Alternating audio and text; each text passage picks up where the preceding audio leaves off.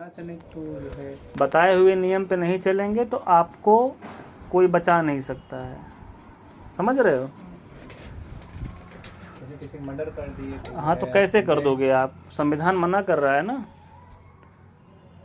संविधान के अनुसार आपकी स्वतंत्रता वहीं तक विस्तारित होती है जहां पर किसी और का शोषण नहीं होता है।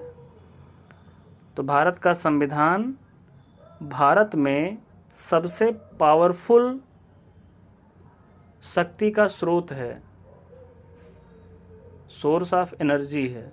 ठीक है? इससे ज़्यादा पावरफुल पूरे देश में ना कोई व्यक्ति है, ना कोई संस्था है, ना कोई और किताब है। ये सिर्फ किताब मात्र नहीं है, ये पूरा जिसे कहते हैं ना power house. This is the power house for Indian people.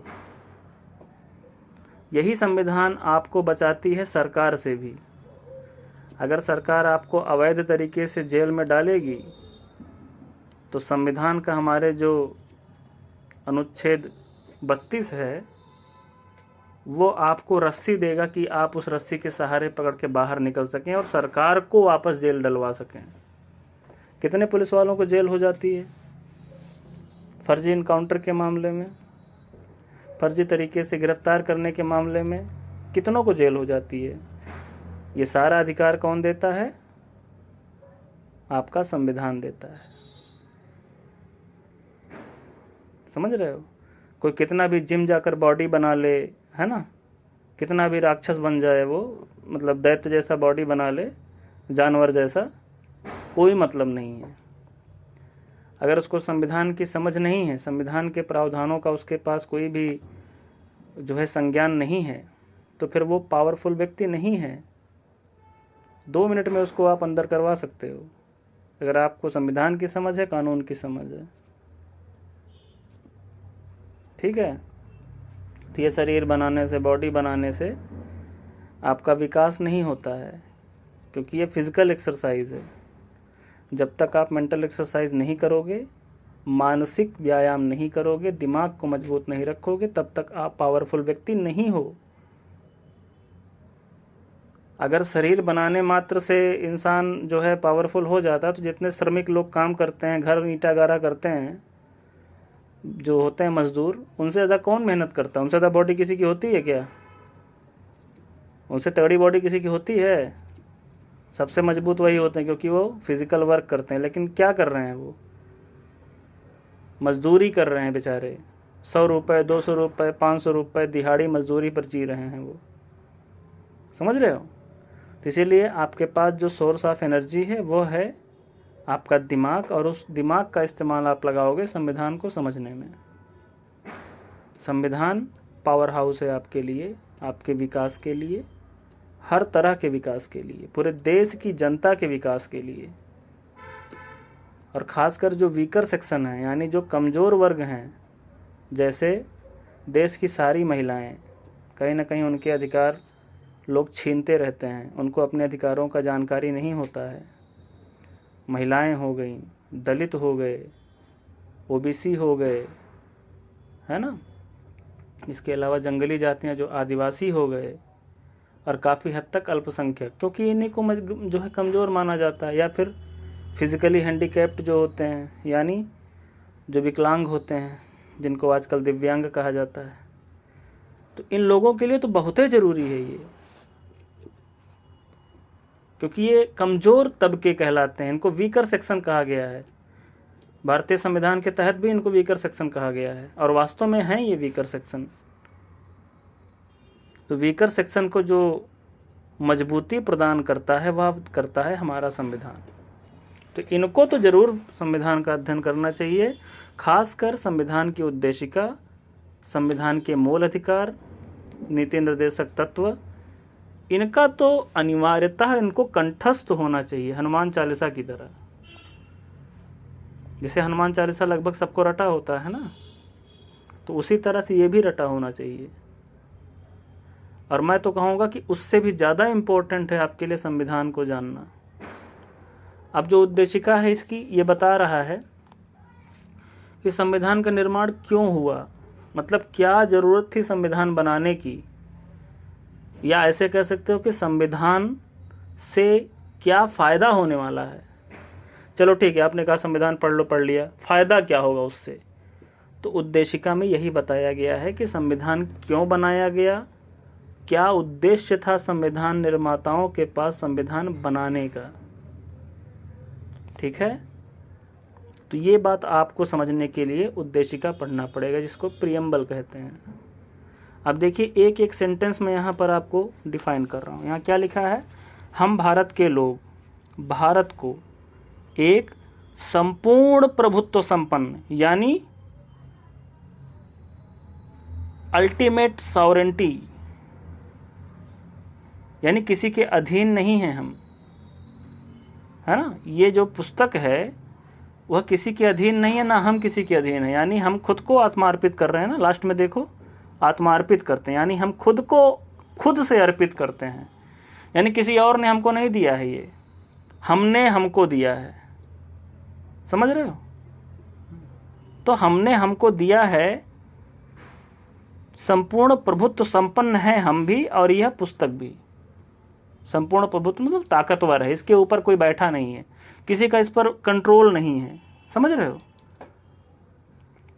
अब भारतीय किसी भी संदर्भ में बात कर लो आप, संविधान से ज़्यादा पावरफुल कोई नहीं है, ना कोई व्यक्ति, ना कोई संस्था, और ना ही कोई और अन्य पुस्तक। ये अल्टीमेट पावरफुल पुस्तक है, सिर्फ पुस्तक मात्र नहीं है, है ना। This is source of energy for every Indian, है ना। दूसरा क्या है, समाजवादी, है ना। समाजवादी का क्या मतलब है, समाजवादी का क्या मतलब है, यानी यह समाजोन्मुखी है। और दूसरी बात यहाँ पर क्या है कि जो हमारे संसाधन हैं उन पर किसी एक व्यक्ति, संस्था अथवा किसी भी एक समूह का अधिकार नहीं, ये सबका उस पर अधिकार है। और राज्य यह तय करने की कोशिश करेगा कि जो संसाधन हैं वो भारत के गरीब अमीर हर तरह के व्यक्ति तक पहुँचे। और अगर उसको आवश्यकता हुई कि गरीबों को ज़्यादा देना है अमीरों से काट कर, तब भी वो करे, क्योंकि गरीबों को आगे बढ़ाना है ना भाई। अपनी तुलना किसी उद्योगपति से करो, अंबानी की बात कर लो, अडानी, किसी की बात कर लो आप। अंबानी की इनकम करोड़ों में है महीने की, आपकी इनकम कितना है। आपकी इनकम मान लो कुछ हज़ार है महीने की, 10,000 है, 20,000 है, 15,000 है, 25,000 है, 45,000 है, कितना भी आप मान लो। अगर अंबानी के जेब से सरकार ने काट लिया 1,00,000 रुपए, तो उसको कोई फ़र्क नहीं पड़ेगा। क्या यार बार बार फ़ोन कर रहे हैं, जब एक बार काट देते हैं समझ में नहीं आता है। समझ रहे हो। अगर अंबानी के जेब से, छोड़ो 1,00,000 छोड़ दो, 10,000 काट लेता है सरकार, तो उसे कोई फ़र्क नहीं पड़ेगा, क्योंकि वो करोड़ों का एम्पायर है उसके पास। लेकिन अगर एक जनता गरीब के जेब से काट ले तो क्या होगा, उसका तो पूरा महीना बर्बाद। अगर वो किराए पर रह रहा, हो सकता है किराया ना दे पाए, अगर उसे अपने बच्चों को खिलाना है, जो है अपने पूरे परिवार का भरण पोषण करना है, तो हो सकता ना कर पाए। समझ रहे हो। इसलिए सरकार अगर जो है संविधान के अनुसार, अगर सरकार जो कि नेतृत्व करता है देश का, वो चाहे तो गरीब जनता को फ़ायदा पहुंचाने के लिए अमीर जनता पर टैक्स बढ़ा के गरीब जनता को थोड़ा सा सहूलियत दे दे। अब सरकार कितना करती है कितना नहीं, वो सरकार की प्रॉब्लम है, लेकिन संविधान तो क्लियर कह रहा है कि भैया ऐसे करना है आपको, है ना। समाजवादी हो गया। दूसरा है पंथ निरपेक्ष, है ना। पंथ निरपेक्ष का क्या मतलब है, इसका मतलब होता है कि कोई किसी भी धर्म का अथवा संप्रदाय का पालन खुलेआम अच्छे से बिना किसी दबाव के कर सकता है, चाहे वो हिंदू हो, चाहे मुस्लिम हो, चाहे सिख हो, चाहे ईसाई हो, है ना। अब हिंदू में भी चाहे वो शैव हो, चाहे वैष्णव हो, चाहे वो शाक्त संप्रदाय का हो, इसी तरह से बौद्ध धर्म की बात कर लें, बौद्ध में चाहे वह महायान का हो, हीनयान का हो, जैन धर्म की बात करें, चाहे वो श्वेतंबर हो चाहे दिगंबर हो, कोई किसी पर कंट्रोल नहीं कर सकता है। हर व्यक्ति को अपने अपने धर्म और संप्रदाय के पालन की पूरी छूट है ना। मुस्लिम लोग भी अपने धर्म का पालन कर सकते हैं, सिख लोग भी कर सकते हैं। आप देखो हर जगह मस्जिद बने हुए हैं, गुरुद्वारे बने हुए हैं, चर्च बने हुए हैं, मंदिर बने हुए हैं। हर तरह के धार्मिक संप्रदाय के लोग अपने अपने बनाते हैं ना, तो उनको संविधान गारंटी देता है, इसलिए बना पाते हैं। और नहीं तो हम तो हिंदू लोग 80-85% के ऊपर हैं। हम लोग कहते हैं भैया हम किसी को नहीं रहने देंगे देश में, हम ही रहेंगे, सबको मारो काटो भगाओ, संविधान वहीं खड़ा हो जाएगा। कहेगा नहीं, यह आप अपराध करने जा रहे हैं और हम आपको करने नहीं देंगे, संविधान वहाँ बीच में खड़ा हो जाएगा। अगला क्या है? लोकतांत्रिक, लोकतंत्रात्मक ना। इसका मतलब कि भारत की जो सरकार है वह चुनी जाएगी। हमारे यहाँ राजा रानी पहले हुआ करते थे ना, लेकिन नहीं, अब संविधान कह रहा है नहीं, अब राजा रानी वाला सिस्टम खत्म करो, अब सिर्फ यहाँ पर चुनी हुई सरकार ही शासन करेगी। यह संविधान इस बात को तय कर रहा है कि यहाँ पर राजा रानी वाला मामला नहीं चलेगा, लोकतांत्रिक यहाँ पर शासन होगा। दूसरा गणराज्य है। गणराज्य का मतलब होता है कि हमारे देश का जो मुखिया होगा, हमारे देश का जो प्रमुख नेता होगा, वह क्या होगा? चुना हुआ होगा। परिवार से ट्रांसफर नहीं होता रहेगा। राजतंत्र हमारे यहाँ नहीं है कि राजा का बेटा, पहले क्या होता था? राजा ही तो होता था भाई। चंद्रगुप्त प्रथम का बेटा समुद्रगुप्त हुआ, समुद्रगुप्त का बेटा कौन? चंद्रगुप्त द्वितीय हुआ, है ना। उसका वो बेटा कुमारगुप्त हुआ, फिर उसका बेटा स्कंदगुप्त हुआ। तो क्या हुआ? एक परिवार ही शासन कर रहा है ना। ऐसा यहाँ पर नहीं होगा। अगर परिवार का व्यक्ति शासन करना भी चाहता है तो उसे चुना जाना पड़ेगा, चुन कर आएगा वो। हमारे यहाँ राष्ट्रपति भी चुन कर आता है, प्रधानमंत्री भी चुन कर आता है। मैंने राष्ट्रपति प्रधानमंत्री इसलिए बोला क्योंकि राष्ट्रपति देश का संवैधानिक प्रमुख है, लेकिन जो वास्तविक प्रमुख है वो तो प्रधानमंत्री है। दोनों चुन के आते हैं। आगे क्या कह रहा है? बनाने के लिए तथा उसके समस्त नागरिकों को सामाजिक, आर्थिक और राजनीतिक न्याय। अब देखिए कितनी बड़ी बात ये कह रहे हैं। ये कह रहे हैं सामाजिक, आर्थिक और राजनीतिक न्याय। सामाजिक न्याय मतलब पूरे देश में किसी भी व्यक्ति के साथ उसके जाति के आधार पर भेदभाव नहीं किया जाएगा। किसी को छोटा या बड़ा नहीं कहा जाएगा, ना कहा जा सकेगा। अगर कोई गैर दलित समुदाय का व्यक्ति, यानी जो तथाकथित रूप से समाज में ऊपरी पायदान पर माना जाता है, वह अगर किसी दलित अथवा आदिवासी को उसका जाति का नाम लेकर संबोधित करेगा तो उसे जेल हो सकती है। अब क्योंकि यह सामाजिक विभेद की बात कर रहा है ना। सामाजिक न्याय तो ये नहीं है। सामाजिक न्याय कहता है कि सब बराबर हैं। कोई जाति के आधार पर श्रेष्ठ कैसे हो सकता है, और कोई जाति के आधार पर नीचे, निम्न, नीच कैसे हो सकता है? नहीं हो सकता है। ये बात संविधान कह रहा है। ये हो गया सामाजिक न्याय। दूसरी बात, महिला पुरुष की बात इसी में आ जाएगा कि आप किसी महिला को पुरुष से कम नहीं मान सकते हो। आप किसी महिला का जो है अपमान नहीं कर सकते हो, उसके साथ दोयम दर्जे का व्यवहार नहीं कर सकते हो। अगर तुम्हें कोई काम करने से 10 रुपए मिल रहा है तो महिला को भी 10 रुपए मिलना चाहिए। ये बात सामाजिक न्याय के अंतर्गत ही आएगा। जब संविधान का व्याख्या किया जाता है सुप्रीम कोर्ट के द्वारा, क्योंकि सुप्रीम कोर्ट ही इसका रक्षक माना जाता है, इसका व्याख्याकार माना जाता है ना, तो वहां पर यह बात बताई जाती है। सामाजिक, आर्थिक और राजनीतिक। आर्थिक न्याय क्या है? आर्थिक न्याय यही है कि किसी भी व्यक्ति का शोषण कोई पूंजीपति वर्ग अथवा सरकार न करने पाए। जैसे आप फैक्ट्री में काम करते हो तो 8 घंटे अगर कहा गया कि आप 8 घंटे काम करोगे तो 8 ही घंटे आप काम करोगे, जो आपको लिखते समय, ज्वाइन करते समय बताया गया था। पूंजीपति जिसकी फैक्ट्री है वो आपसे 10 घंटे काम नहीं ले सकता बिना एक्स्ट्रा आपको पैसा दिए, बिना ओवर टाइम का पैसा दिए वो आपसे काम नहीं करा सकता 8 घंटे से ज़्यादा। बात समझ रहे हो? अगर आप सरकारी कर्मचारी हैं तो वहाँ पर भी कुछ आपके अधिकार होते हैं, आपका पैसा कोई छीन नहीं सकता है, ठीक है।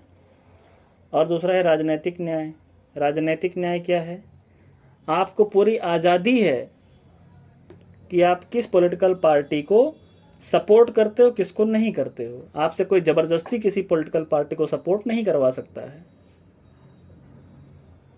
और आपको राजनीतिक संरक्षण मिलेगा, हर हाल में मिलेगा, भले आपने उस पार्टी को वोट किया हो अथवा न किया हो। समझ रहे हो? और उपासना की अच्छा नहीं, उपासना नहीं, बाद में। अभी विचार, अभिव्यक्ति, विश्वास, धर्म। आपको अपने विचार को, कोई भी विचार अपनाने को आप आज़ाद हो, ठीक है। कोई भी विचार अपनाने को आप आज़ाद हो। आप उस विचार उस विचार को व्यक्त करने को आज़ाद हो, यानी आप बोल सकते हो।